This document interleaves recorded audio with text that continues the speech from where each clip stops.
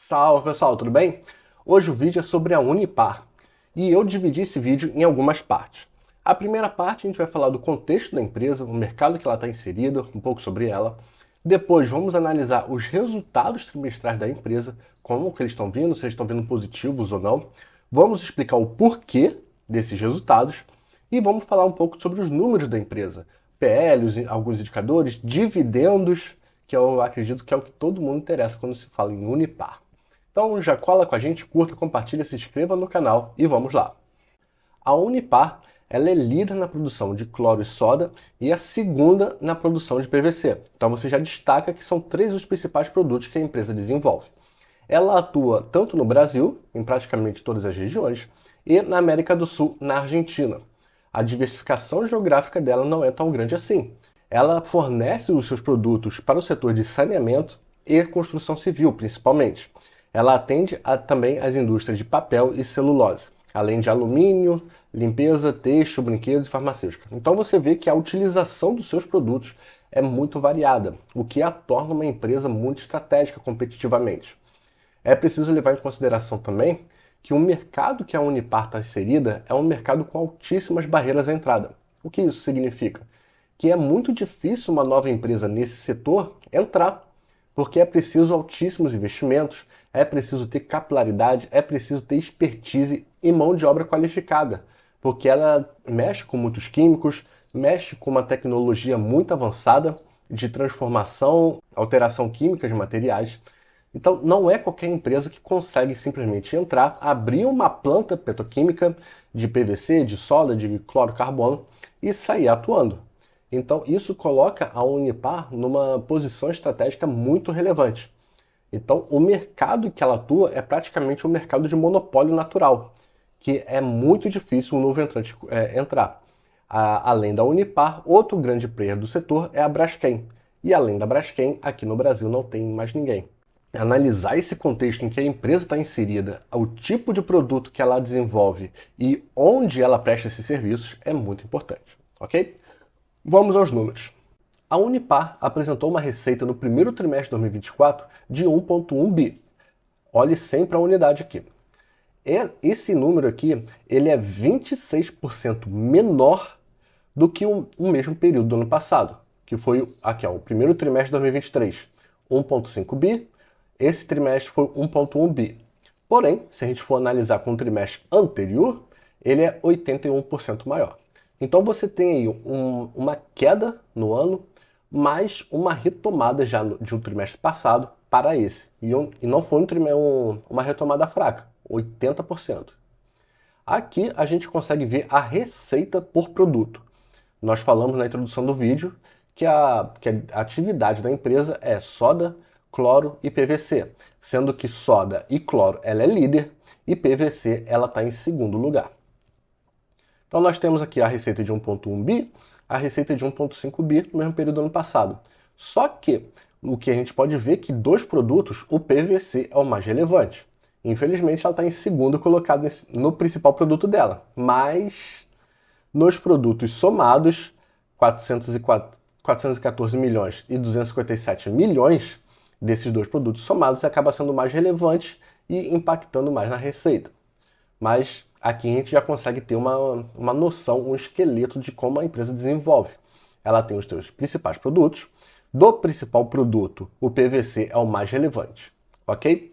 Então a gente já consegue também ver o período temporal. No período de um ano, a receita da empresa está em queda, mas se formos analisar o trimestre anterior, houve um aumento de 80%. Então você já tem um panorama relevante do que a empresa está prestando. Quando a gente for analisar o EBITDA e lucro líquido, o EBITDA, como eu sempre falo, é eficiência operacional.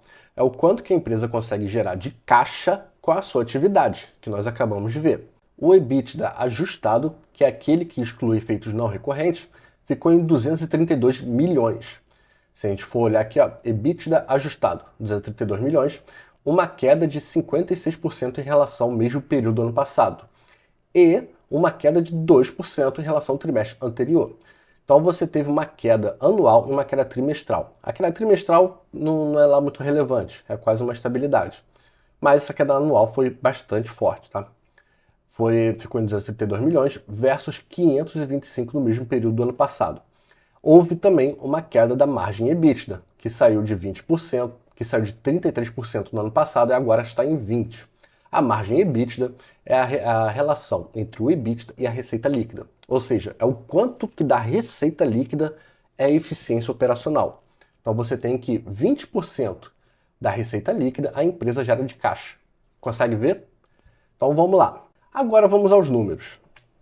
Aqui eu quero gastar um pouquinho mais de tempo com vocês, já que a gente já viu mais ou menos como é que a empresa funciona, vimos os números de receita e EBITDA. Eu quero ver agora esses números aqui, esses indicadores de valuation com vocês. Se você pegar a rentabilidade de um ano da empresa, você teve uma queda de quase 30% no preço da cota. Saiu aqui de mais ou menos 68, 69, agora está em 48,30. Essa empresa a R$ 48 é um crime. Eu não estou falando para você investir nela, tá? Eu só estou falando que ela é uma boa empresa, está no bom mercado e o preço dela está bastante descontado, que é o que a gente vai ver aqui nos indicadores. Se você tivesse investido na empresa R$ 1.000 há um ano atrás, hoje você teria R$ 704, ou seja, você teria perdido dinheiro. Só que quando você vai falar de renda variável, de bolsa de valores, você precisa levar em consideração o prazo que você está investindo. Você não pode pensar num curto prazo, porque no curto prazo tudo pode acontecer, inclusive nada. Aqui você pode ver que houve uma perda relevante de valor, de quase 30%. É o que eu quero falar para vocês. Existe uma causa para que as coisas na Unipar não estejam lá nas melhores condições. E vamos olhar exatamente agora. E o grande vilão é isso daqui, é esse gráfico. Evolução de preços internacionais.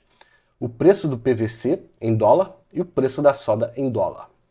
Ele saiu do ano passado de 103, o preço do PVC em dólar, para 86 o preço da soda.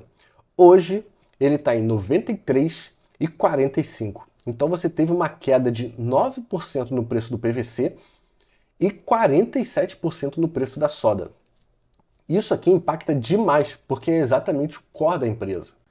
E quando você tem uma queda em dólar, afeta bastante o resultado aqui do Brasil, porque a empresa ela exerce as suas atividades aqui no Brasil e na Argentina. Ela não tem, em tese, esse hedge natural de exercer as atividades cotadas em dólar. E você precisa levar em consideração também a crise na Argentina. Então você tem todo um conjunto que está, nesse momento, que está prejudicando os resultados da empresa. Se isso daqui, conforme isso daqui melhorar, e melhora, porque são preços dados pelo mercado, de acordo com a oferta e da demanda de produtos da empresa, de acordo com a oferta do mercado em que a empresa está inserida, o resultado da empresa ele tende a melhorar, porque houve uma queda de 47% num dos principais produtos da empresa, que é a soda. E houve uma queda de 9% no principal produto da empresa, e é 9% em dólar. Então a empresa está sendo bastante machucada e prejudicada por esses preços e pela crise internacional e pela crise financeira da Argentina. Ok? Vamos seguir com os nossos números. Essa imagem aqui eu quero que vocês prestem toda a atenção do mundo aqui. Eu não falei que investir em renda variável é levar em consideração o tempo. Então, olha aqui, rentabilidade por tempo. Se você tivesse investido em um mês na Unipar, você teria perdido R$ 4,7%. Em 3 meses, você teria perdido 21,5%. Em um ano, você teria perdido 29,5%. Em 2 anos, 29%. Agora é que vem a virada de chave. Se você tivesse investido na empresa há 5 anos atrás, você estaria ganhando quase 150%. Há 10 anos atrás, preste muita atenção, há 10 anos atrás, se você tivesse investido na Unipar, você teria 4.571,5% de rendimento. Isso nominal. Se levar em consideração a inflação, você estaria com uma rentabilidade real de 2.569%. Vale a pena ou não você levar em consideração o prazo e pensar na bolsa de valores em longo prazo? E levar em consideração também a qualidade da empresa que você está investindo e o mercado que ela presta e o tipo de produto. Eu quero muito que vocês prestem atenção nessa imagem aqui, pessoal. Ela é o retrato de como você tem que pensar a bolsa de valores. Sempre pensando em investir em boas empresas e no longo prazo. Olhando aqui os indicadores de valuation da empresa, nós temos aqui, ó, Dividend Yield. Hoje ele está na casa de 5,7%. Não é pouco, mas também não é muito, visto o que a empresa costumava a pagar aos seus acionistas. Ano passado ficou em 4%, mas olha isso aqui, em 2021 e 2022. Chegou a quase 16%, né? 15,5%. Mas por quê? Por causa do preço da soda e do PVC no mercado externo. O PL da empresa hoje está em 9, baixo, tá? Quando o PL está abaixo de 10, considera-se que esse PL está baixo. Estava aqui ano passado um PL um pouco mais alto, 10. Nesse período, olha isso aqui, 4,9 e 5 o PL da empresa. E já chegou a estar 20 e já chegou a estar 13. Então, um PL 9 tá ok, tá? A empresa está com um bom indicador de preço. Se formos analisar o preço sobre o valor patrimonial, que é o quanto que as empresas estão, quanto que o mercado está pagando pelo patrimônio líquido da empresa, está em 2, que é o 2,1, que é o mais baixo histórico da empresa. Olha, dos últimos 6 anos, esse é o PL, o P sobre VP mais baixo.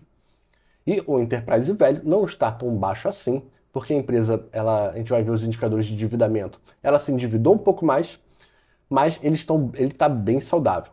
E o lucro por ação está em 5,20, ou seja, a empresa ela continua remunerando bastante os seus acionistas. Se formos analisar o endividamento da empresa, dívida líquida sobre EBITDA, vamos direto nesse, está em 1,9. Ele costumava ser um endividamento negativo. O que isso significa? Endividamento negativo não significa que a empresa não tenha dívida, tá? Mas significa que a empresa ela tem mais caixa do que dívida. É interessante para a empresa ter um grau de endividamento por causa de benefícios fiscais. Então, ela tem um endividamento bastante baixo, 1,9. O endividamento dela era negativo, ou seja, o que ela gerava de caixa era maior do que ela tinha de endividamento. E se a gente for olhar para o índice de liquidez corrente, ele está em 2,7. Esse índice, você quer que ele esteja acima de 1. Porque se ele estiver abaixo de 1, significa que o que a empresa tem de caixa não honra com os compromissos de curto prazo. Se ele tiver 1, significa que o montante que ela tem de caixa é o mesmo montante que ela tem de dívida de curto prazo, e aí eles se zeram, o que é positivo, tá? Honrar o seu endividamento é positivo. Se ele tiver acima de 1, significa que ela tem mais caixa do que dívida de curto prazo. Então, essa dívida de curto prazo para ela é irrelevante. E a empresa ela tem simplesmente quase 3 de índice de liquidez corrente. Então, ela honra com seus compromissos de curto prazo e ainda sobra muito caixa para ela investir ou distribuir dividendos. Eu voltei aqui rapidinho nesse indicador aqui, ó, Dividend Yield. Pessoal, eu quero que vocês entendam que, mesmo no mercado adverso de preço dos seus principais produtos em queda, e o mercado que ela exporta, que é a Argentina, em crise, ela tem um dividend yield de 5,7. Imagina esse dividendo aqui quando os preços no mercado externo de soda e PVC começarem a subir e a situação da Argentina mudar, o que já está acontecendo. Então você pode vislumbrar que boas empresas você compra quando o contexto para ela está adverso. Você só consegue comprar boas empresas a bom preço quando o mercado está ruim para a empresa. Quando isso daqui começar a se reverter, o preço da cota vai subir e você vai perder uma grande oportunidade. Lembra da imagem da rentabilidade lá de 5 mil e pouco? Então, associa esse gráfico com esses dividendos com aquela rentabilidade. E aí você vai ver se é ou não uma boa empresa. E por fim, vamos falar da rentabilidade da empresa. Nós temos aqui o ROI, Return on Equity, que é retorno sobre patrimônio líquido, ROA, Return on Asset, que é retorno sobre os seus ativos, e ROIC, que é Return on Investment Capital, que é retorno sobre o capital investido. Nós temos um ROI de simplesmente 23,37%. 23%, pessoal. Num contexto ruim para a empresa, ela tem um ROI de 23%. E ela tinha um ROI de 27%, 75%, 86%. Isso daqui é insano, pessoal. É insano. O ROI ele se calcula dividindo o lucro líquido dos últimos 12 meses pelo patrimônio líquido da empresa. O lucro líquido ele está no numerador da fração. Para ter um ROI de 86%, significa que a lucratividade da empresa ela é muito grande. Isso que eu quero que vocês entendam, que num contexto ruim, ela tem um ROI de 23%. Então, é uma empresa extremamente rentável. Então, pessoal, o que nós temos aqui, eu vou voltar aqui com vocês, espera aí. Eu quero muito que vocês entendam que uma empresa, ela tem um dividend yield atual de 5,7%, entregou um crescimento trimestral de mais de 80%, embora esteja em queda no período anual, tem um ROI de 23%, isso inclusive num mercado ruim para ela, com o preço internacional do PVC e da soda, que são seus principais produtos em queda em dólar, a Argentina, que é um dos seus principais mercados, em crise, e tudo isso a empresa entregando excelente rentabilidade e bons dividendos. É ou não uma boa empresa? E, além disso, nos últimos 10 anos entregou uma rentabilidade de mais de 5.000% e uma rentabilidade real de mais de 2.000%. Pô, eu preciso falar mais alguma coisa, pessoal? A Unipar é uma empresa que está inserida no mercado em que tem poucas empresas com condições de entrar, poucas ou quase nenhuma. Então ela nada de braçada no mercado em que ela só tem ela e a Braskem. E ela é uma empresa rentável com bons dividendos. Eu só quero deixar aqui o disclaimer que não é para você, não é recomendação de investimento. O que eu estou fazendo é mostrar boas empresas com bons dividendos e que entregam uma boa rentabilidade para você, investidor. Então eu espero que esse vídeo tenha esclarecido algumas coisas para vocês, tenha despertado a curiosidade, pelo menos para a empresa, para vocês buscarem mais informações. Ok? Um grande abraço.